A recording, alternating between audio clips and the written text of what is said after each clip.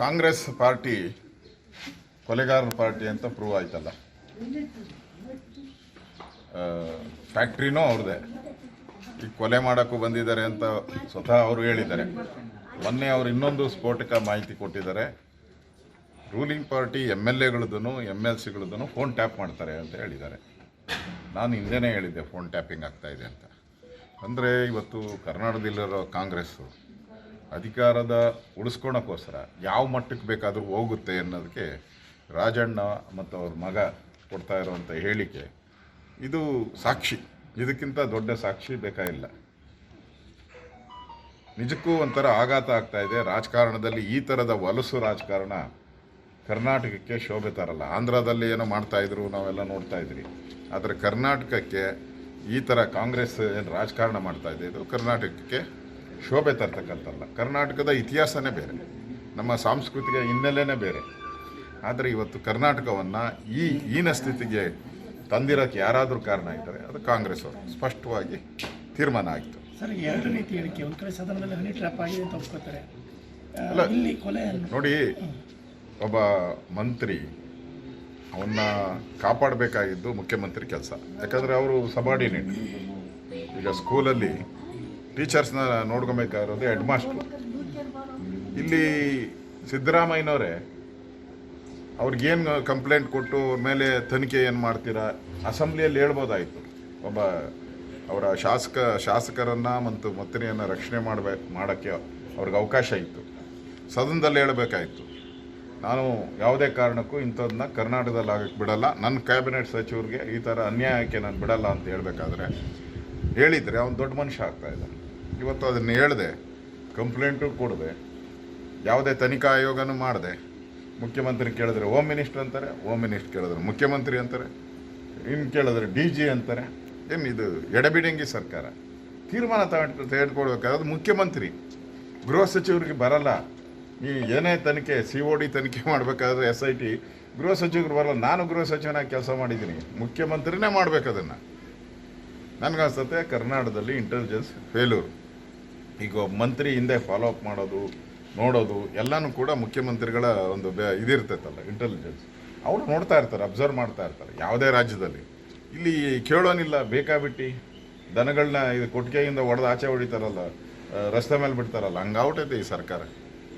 ಕೇಳೋರು ಹೇಳೋರು ಯಾರೂ ಇಲ್ಲ, ಮಂತ್ರಿಗಳನ್ನ ಕಾಪಾಡೋದು ಯಾರೂ ಇಲ್ಲ, ಮಂತ್ರಿಗಳನ್ನ ಕೇಳೋರು ಯಾರೂ ಇಲ್ಲ. ಇವತ್ತು ರಾಷ್ಟ್ರ ಮಟ್ಟದಲ್ಲೂ ಇದು ಸುದ್ದಿಯಾಗಿದೆ. ಇದರಿಂದ ರಾಜ್ಯಕ್ಕೆ ಕೆಟ್ಟ ಹೆಸರು ಬಂದಿದೆ. ಕಾಂಗ್ರೆಸ್ಸಿನ ನಡವಳಿಕೆಯಿಂದ ರಾಜ್ಯಕ್ಕೆ ಕೆಟ್ಟ ಹೆಸರು ಬಂದಿದೆ. ಕಾಂಗ್ರೆಸ್ ಪಾರ್ಟಿ ಕೊಲೆಗಾರರ ಪಾರ್ಟಿ ಅಂತ ಪ್ರೂವ್ ಆಯ್ತಲ್ಲ. ಫ್ಯಾಕ್ಟ್ರಿನೂ ಅವ್ರದ್ದೇ. ಈಗ ಕೊಲೆ ಮಾಡೋಕ್ಕೂ ಬಂದಿದ್ದಾರೆ ಅಂತ ಸ್ವತಃ ಅವರು ಹೇಳಿದ್ದಾರೆ. ಮೊನ್ನೆ ಅವರು ಇನ್ನೊಂದು ಸ್ಫೋಟಕ ಮಾಹಿತಿ ಕೊಟ್ಟಿದ್ದಾರೆ. ರೂಲಿಂಗ್ ಪಾರ್ಟಿ MLAಗಳದ್ದು MLCಗಳದ್ದು ಫೋನ್ ಟ್ಯಾಪ್ ಮಾಡ್ತಾರೆ ಅಂತ ಹೇಳಿದ್ದಾರೆ. ನಾನು ಹಿಂದೆನೇ ಹೇಳಿದ್ದೆ ಫೋನ್ ಟ್ಯಾಪಿಂಗ್ ಆಗ್ತಾಯಿದೆ ಅಂತ. ಅಂದರೆ ಇವತ್ತು ಕರ್ನಾಟಕದಲ್ಲಿರೋ ಕಾಂಗ್ರೆಸ್ಸು ಅಧಿಕಾರದ ಉಳಿಸ್ಕೊಳಕ್ಕೋಸ್ಕರ ಯಾವ ಮಟ್ಟಕ್ಕೆ ಬೇಕಾದರೂ ಹೋಗುತ್ತೆ ಅನ್ನೋದಕ್ಕೆ ರಾಜಣ್ಣ ಮತ್ತು ಅವ್ರ ಮಗ ಕೊಡ್ತಾ ಇರೋವಂಥ ಹೇಳಿಕೆ ಇದು ಸಾಕ್ಷಿ. ಇದಕ್ಕಿಂತ ದೊಡ್ಡ ಸಾಕ್ಷಿ ಬೇಕಾಗಿಲ್ಲ. ನಿಜಕ್ಕೂ ಒಂಥರ ಆಘಾತ ಆಗ್ತಾಯಿದೆ. ರಾಜಕಾರಣದಲ್ಲಿ ಈ ಥರದ ವಲಸು ರಾಜಕಾರಣ ಕರ್ನಾಟಕಕ್ಕೆ ಶೋಭೆ ತರಲ್ಲ. ಆಂಧ್ರದಲ್ಲಿ ಏನೋ ಮಾಡ್ತಾಯಿದ್ರು, ನಾವೆಲ್ಲ ನೋಡ್ತಾ ಇದ್ರಿ. ಆದರೆ ಕರ್ನಾಟಕಕ್ಕೆ ಈ ಥರ ಕಾಂಗ್ರೆಸ್ ಏನು ರಾಜಕಾರಣ ಮಾಡ್ತಾಯಿದೆ, ಇದು ಕರ್ನಾಟಕಕ್ಕೆ ಶೋಭೆ ತರ್ತಕ್ಕಂಥಲ್ಲ. ಕರ್ನಾಟಕದ ಇತಿಹಾಸನೇ ಬೇರೆ, ನಮ್ಮ ಸಾಂಸ್ಕೃತಿಕ ಹಿನ್ನೆಲೆನೇ ಬೇರೆ. ಆದರೆ ಇವತ್ತು ಕರ್ನಾಟಕವನ್ನು ಈ ಹೀನ ಸ್ಥಿತಿಗೆ ತಂದಿರೋಕ್ಕೆ ಯಾರಾದರೂ ಕಾರಣ ಇದ್ದಾರೆ, ಅದು ಕಾಂಗ್ರೆಸ್ ಅವರು ಸ್ಪಷ್ಟವಾಗಿ ತೀರ್ಮಾನ ಆಯಿತು. ಸರ್, ಎರಡು ರೀತಿ ಹೇಳಿಕೆ. ಒಂದು ಕಡೆ ಸದನದಲ್ಲಿ ಹನಿ ಟ್ರ್ಯಾಪ್ ಆಗಿದೆ ಅಂತ ಒಪ್ಕೋತಾರೆ. ಅಲ್ಲ, ಇಲ್ಲಿ ಕೊಲೆ ನೋಡಿ, ಒಬ್ಬ ಮಂತ್ರಿ ಅವನ್ನ ಕಾಪಾಡಬೇಕಾಗಿದ್ದು ಮುಖ್ಯಮಂತ್ರಿ ಕೆಲಸ. ಯಾಕಂದರೆ ಅವರು ಸಬಾರ್ಡಿನೇಟ್. ಈಗ ಸ್ಕೂಲಲ್ಲಿ ಟೀಚರ್ಸ್ನ ನೋಡ್ಕೊಬೇಕಾಗಿರೋದು ಹೆಡ್ ಮಾಸ್ಟ್ರು. ಇಲ್ಲಿ ಸಿದ್ದರಾಮಯ್ಯನವರೇ ಅವ್ರಿಗೇನು ಕಂಪ್ಲೇಂಟ್ ಕೊಟ್ಟು ಅವ್ರ ಮೇಲೆ ತನಿಖೆ ಏನು ಮಾಡ್ತೀರಾ, ಅಸೆಂಬ್ಲಿಯಲ್ಲಿ ಹೇಳ್ಬೋದಾಯಿತು. ಒಬ್ಬ ಅವರ ಶಾಸಕರನ್ನು ಮತ್ತು ಮಂತ್ರಿಯನ್ನು ರಕ್ಷಣೆ ಮಾಡೋಕ್ಕೆ ಅವ್ರಿಗೆ ಅವಕಾಶ ಇತ್ತು. ಸದನದಲ್ಲಿ ಹೇಳಬೇಕಾಯಿತು, ನಾನು ಯಾವುದೇ ಕಾರಣಕ್ಕೂ ಇಂಥದನ್ನ ಕರ್ನಾಟಕದಲ್ಲಿ ಆಗಕ್ಕೆ ಬಿಡಲ್ಲ, ನನ್ನ ಕ್ಯಾಬಿನೆಟ್ ಸಚಿವರಿಗೆ ಈ ಥರ ಅನ್ಯಾಯಕ್ಕೆ ನಾನು ಬಿಡಲ್ಲ ಅಂತ ಹೇಳಬೇಕಾದ್ರೆ ಹೇಳಿದರೆ ಅವ್ನು ದೊಡ್ಡ ಮನುಷ್ಯ ಆಗ್ತಾಯಿದ್ದ. ಇವತ್ತು ಅದನ್ನು ಹೇಳಿದೆ, ಕಂಪ್ಲೇಂಟು ಕೊಡದೆ, ಯಾವುದೇ ತನಿಖಾ ಆಯೋಗನೂ ಮಾಡಿದೆ, ಮುಖ್ಯಮಂತ್ರಿ ಕೇಳಿದ್ರೆ ಹೋಮ್ ಮಿನಿಸ್ಟರ್ ಅಂತಾರೆ, ಹೋಮ್ ಮಿನಿಸ್ಟರ್ ಕೇಳಿದ್ರೆ ಮುಖ್ಯಮಂತ್ರಿ ಅಂತಾರೆ, ಇನ್ನು ಕೇಳಿದ್ರೆ DG ಅಂತಾರೆ. ಏನು ಇದು ಎಡಬಿಡಂಗಿ ಸರ್ಕಾರ? ತೀರ್ಮಾನ ತೆಗೆದುಕೊಳ್ಬೇಕಾದ್ರೆ ಮುಖ್ಯಮಂತ್ರಿ, ಗೃಹ ಸಚಿವರಿಗೆ ಬರಲ್ಲ. ಈ ಏನೇ ತನಿಖೆ COD ತನಿಖೆ ಮಾಡಬೇಕಾದ್ರೆ SIT ಗೃಹ ಸಚಿವರು ಬರಲ್ಲ. ನಾನು ಗೃಹ ಸಚಿವನಾಗಿ ಕೆಲಸ ಮಾಡಿದ್ದೀನಿ, ಮುಖ್ಯಮಂತ್ರಿನೇ ಮಾಡಬೇಕು ಅದನ್ನು. ನನಗನ್ಸುತ್ತೆ ಕರ್ನಾಟಕದಲ್ಲಿ ಇಂಟೆಲಿಜೆನ್ಸ್ ಫೇಲ್ಯೂರ್. ಈಗ ಒಬ್ಬ ಮಂತ್ರಿ ಹಿಂದೆ ಫಾಲೋ ಅಪ್ ಮಾಡೋದು, ನೋಡೋದು ಎಲ್ಲನೂ ಕೂಡ ಮುಖ್ಯಮಂತ್ರಿಗಳ ಒಂದು ಇದಿರ್ತೈತಲ್ಲ, ಇಂಟೆಲಿಜೆನ್ಸ್. ಅವರು ನೋಡ್ತಾ ಇರ್ತಾರೆ, ಅಬ್ಸರ್ವ್ ಮಾಡ್ತಾ ಇರ್ತಾರೆ. ಯಾವುದೇ ರಾಜ್ಯದಲ್ಲಿ ಇಲ್ಲಿ ಕೇಳೋನಿಲ್ಲ, ಬೇಕಾಬಿಟ್ಟು ದನಗಳನ್ನ ಇದು ಕೊಟ್ಟಿಗೆಯಿಂದ ಹೊಡೆದು ಆಚೆ ಹೊಡಿತಾರಲ್ಲ, ರಸ್ತೆ ಮೇಲೆ ಬಿಡ್ತಾರಲ್ಲ, ಹಂಗಾಗ್ಬಿಟ್ಟೈತೆ ಈ ಸರ್ಕಾರ. ಕೇಳೋರು ಹೇಳೋರು ಯಾರೂ ಇಲ್ಲ, ಮಂತ್ರಿಗಳನ್ನ ಕಾಪಾಡೋದು ಯಾರೂ ಇಲ್ಲ, ಮಂತ್ರಿಗಳನ್ನ ಕೇಳೋರು ಯಾರೂ ಇಲ್ಲ. ಇವತ್ತು ರಾಷ್ಟ್ರ ಮಟ್ಟದಲ್ಲೂ ಇದು ಸುದ್ದಿಯಾಗಿದೆ. ಇದರಿಂದ ರಾಜ್ಯಕ್ಕೆ ಕೆಟ್ಟ ಹೆಸರು ಬಂದಿದೆ. ಕಾಂಗ್ರೆಸ್ಸಿನ ನಡವಳಿಕೆಯಿಂದ ರಾಜ್ಯಕ್ಕೆ ಕೆಟ್ಟ ಹೆಸರು ಬಂದಿದೆ. ಕಾಂಗ್ರೆಸ್ ಪಾರ್ಟಿ ಕೊಲೆಗಾರರ ಪಾರ್ಟಿ ಅಂತ ಪ್ರೂವ್ ಆಯ್ತಲ್ಲ. ಫ್ಯಾಕ್ಟ್ರಿನೂ ಅವ್ರದ್ದೇ. ಈಗ ಕೊಲೆ ಮಾಡೋಕ್ಕೂ ಬಂದಿದ್ದಾರೆ ಅಂತ ಸ್ವತಃ ಅವರು ಹೇಳಿದ್ದಾರೆ. ಮೊನ್ನೆ ಅವರು ಇನ್ನೊಂದು ಸ್ಫೋಟಕ ಮಾಹಿತಿ ಕೊಟ್ಟಿದ್ದಾರೆ.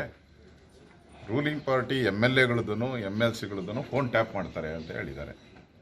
ನಾನು ಹಿಂದೆನೇ ಹೇಳಿದ್ದೆ ಫೋನ್ ಟ್ಯಾಪಿಂಗ್ ಆಗ್ತಾಯಿದೆ ಅಂತ. ಅಂದರೆ ಇವತ್ತು ಕರ್ನಾಟಕದಲ್ಲಿರೋ ಕಾಂಗ್ರೆಸ್ಸು ಅಧಿಕಾರದ ಉಳಿಸ್ಕೊಳಕ್ಕೋಸ್ಕರ ಯಾವ ಮಟ್ಟಕ್ಕೆ ಬೇಕಾದರೂ ಹೋಗುತ್ತೆ ಅನ್ನೋದಕ್ಕೆ ರಾಜಣ್ಣ ಮತ್ತು ಅವ್ರ ಮಗ ಕೊಡ್ತಾ ಇರೋವಂಥ ಹೇಳಿಕೆ ಇದು ಸಾಕ್ಷಿ. ಇದಕ್ಕಿಂತ ದೊಡ್ಡ ಸಾಕ್ಷಿ ಬೇಕಾಗಿಲ್ಲ. ನಿಜಕ್ಕೂ ಒಂಥರ ಆಘಾತ ಆಗ್ತಾ ಇದೆ. ರಾಜಕಾರಣದಲ್ಲಿ ಈ ಥರದ ವಲಸು ರಾಜಕಾರಣ ಕರ್ನಾಟಕಕ್ಕೆ ಶೋಭೆ ತರಲ್ಲ. ಆಂಧ್ರದಲ್ಲಿ ಏನೋ ಮಾಡ್ತಾಯಿದ್ರು, ನಾವೆಲ್ಲ ನೋಡ್ತಾ ಇದ್ರಿ. ಆದರೆ ಕರ್ನಾಟಕಕ್ಕೆ ಈ ಥರ ಕಾಂಗ್ರೆಸ್ ಏನು ರಾಜಕಾರಣ ಮಾಡ್ತಾಯಿದೆ, ಇದು ಕರ್ನಾಟಕಕ್ಕೆ ಶೋಭೆ ತರ್ತಕ್ಕಂಥಲ್ಲ. ಕರ್ನಾಟಕದ ಇತಿಹಾಸನೇ ಬೇರೆ, ನಮ್ಮ ಸಾಂಸ್ಕೃತಿಕ ಹಿನ್ನೆಲೆನೇ ಬೇರೆ. ಆದರೆ ಇವತ್ತು ಕರ್ನಾಟಕವನ್ನು ಈ ಹೀನ ಸ್ಥಿತಿಗೆ ತಂದಿರೋಕ್ಕೆ ಯಾರಾದರೂ ಕಾರಣ ಇದ್ದಾರೆ, ಅದು ಕಾಂಗ್ರೆಸ್ ಅವರು. ಸ್ಪಷ್ಟವಾಗಿ ತೀರ್ಮಾನ ಆಯಿತು. ಸರ್, ಎರಡು ರೀತಿ ಹೇಳಿಕೆ. ಒಂದು ಕಡೆ ಸದನದಲ್ಲಿ ಹನಿ ಟ್ರ್ಯಾಪ್ ಆಗಿದೆ ಅಂತ ಒಪ್ಕೋತಾರೆ. ಅಲ್ಲ, ಇಲ್ಲಿ ಕೊಲೆ ನೋಡಿ, ಒಬ್ಬ ಮಂತ್ರಿ ಅವನ್ನ ಕಾಪಾಡಬೇಕಾಗಿದ್ದು ಮುಖ್ಯಮಂತ್ರಿ ಕೆಲಸ. ಯಾಕಂದರೆ ಅವರು ಸಬಾರ್ಡಿನೇಟ್. ಈಗ ಸ್ಕೂಲಲ್ಲಿ ಟೀಚರ್ಸ್ನ ನೋಡ್ಕೊಬೇಕಾಗಿರೋದು ಹೆಡ್ ಮಾಸ್ಟ್ರು. ಇಲ್ಲಿ ಸಿದ್ದರಾಮಯ್ಯನವರೇ ಅವ್ರಿಗೇನು ಕಂಪ್ಲೇಂಟ್ ಕೊಟ್ಟು ಅವ್ರ ಮೇಲೆ ತನಿಖೆ ಏನು ಮಾಡ್ತೀರಾ, ಅಸೆಂಬ್ಲಿಯಲ್ಲಿ ಹೇಳ್ಬೋದಾಯಿತು. ಒಬ್ಬ ಅವರ ಶಾಸಕರನ್ನು ಮತ್ತು ಮಂತ್ರಿಯನ್ನು ರಕ್ಷಣೆ ಮಾಡೋಕ್ಕೆ ಅವ್ರಿಗೆ ಅವಕಾಶ ಇತ್ತು. ಸದನದಲ್ಲಿ ಹೇಳಬೇಕಾಯಿತು, ನಾನು ಯಾವುದೇ ಕಾರಣಕ್ಕೂ ಇಂಥದನ್ನ ಕರ್ನಾಟಕದಲ್ಲಿ ಆಗಕ್ಕೆ ಬಿಡಲ್ಲ, ನನ್ನ ಕ್ಯಾಬಿನೆಟ್ ಸಚಿವರಿಗೆ ಈ ಥರ ಅನ್ಯಾಯಕ್ಕೆ ನಾನು ಬಿಡಲ್ಲ ಅಂತ ಹೇಳಬೇಕಾದ್ರೆ ಹೇಳಿದರೆ ಅವ್ನು ದೊಡ್ಡ ಮನುಷ್ಯ ಆಗ್ತಾಯಿದ್ದ. ಇವತ್ತು ಅದನ್ನು ಹೇಳ್ದೆ, ಕಂಪ್ಲೇಂಟು ಕೊಡದೆ, ಯಾವುದೇ ತನಿಖಾ ಆಯೋಗನೂ ಮಾಡಿದೆ. ಮುಖ್ಯಮಂತ್ರಿ ಕೇಳಿದ್ರೆ ಹೋಮ್ ಮಿನಿಸ್ಟರ್ ಅಂತಾರೆ, ಹೋಮ್ ಮಿನಿಸ್ಟರ್ ಕೇಳಿದ್ರೆ ಮುಖ್ಯಮಂತ್ರಿ ಅಂತಾರೆ, ಇನ್ನು ಕೇಳಿದ್ರೆ DG ಅಂತಾರೆ. ಏನು ಇದು ಎಡಬಿಡಂಗಿ ಸರ್ಕಾರ? ತೀರ್ಮಾನ ತೆಗೆದುಕೊಳ್ಬೇಕಾದ್ರೆ ಮುಖ್ಯಮಂತ್ರಿ, ಗೃಹ ಸಚಿವರಿಗೆ ಬರಲ್ಲ. ಈ ಏನೇ ತನಿಖೆ COD ತನಿಖೆ ಮಾಡಬೇಕಾದ್ರೆ SIT ಗೃಹ ಸಚಿವರು ಬರಲ್ಲ. ನಾನು ಗೃಹ ಸಚಿವನಾಗಿ ಕೆಲಸ ಮಾಡಿದ್ದೀನಿ, ಮುಖ್ಯಮಂತ್ರಿನೇ ಮಾಡಬೇಕು ಅದನ್ನು. ನನಗನ್ಸುತ್ತೆ ಕರ್ನಾಟಕದಲ್ಲಿ ಇಂಟೆಲಿಜೆನ್ಸ್ ಫೇಲ್ಯೂರ್. ಈಗ ಒಬ್ಬ ಮಂತ್ರಿ ಹಿಂದೆ ಫಾಲೋ ಅಪ್ ಮಾಡೋದು, ನೋಡೋದು ಎಲ್ಲನೂ ಕೂಡ ಮುಖ್ಯಮಂತ್ರಿಗಳ ಒಂದು ಇದಿರ್ತೈತಲ್ಲ, ಇಂಟೆಲಿಜೆನ್ಸ್.